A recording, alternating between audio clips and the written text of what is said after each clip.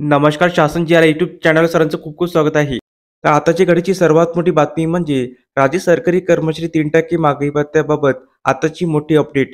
त्या संदर्भात व्हिडिओच्या माध्यमातून संपूर्ण अपडेट सविस्तरपणे पाहणार त्याला सुरू करूया. राज्य सरकारी कर्मचाऱ्यांना वाढीव 3% महागाई भत्ता परत लांबणीवर गेला आहे. कारण निधी वितरणामध्ये डेसाठी तरतूद करण्यात आली नाही. महिन्याअखेर सर्व विभागांना निधी वितरित करण्यात येते. यामध्ये राज्य सरकारी कर्मचारी आणि पेन्शनधारकांना वाढीव डीएकरिता आवश्यक असणाऱ्या निधीचे वाटप करण्यात आले नाही. यामुळे आता राज्य कर्मचाऱ्यांना वाढीव महागाई भत्त्यासाठी वाट पाहावी लागणार आहे.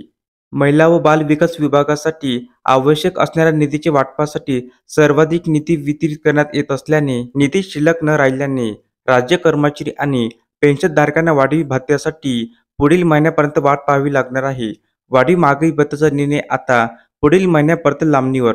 राज्य कर्मचाऱ्यांना केंद्र सरकारच्या धर्तीवर वाढीव 3% महागाई भत्ता म्हणजेच एकूण 53% दराने महागाई भत्ता लागू करण्याचे निर्णय निधीअभावी पुढील महिन्यापर्यंत लांबणीवर गेला आहे. 7 महिन्याची थकबाकीसह वाढीव डीएचा लाभ मिळणार.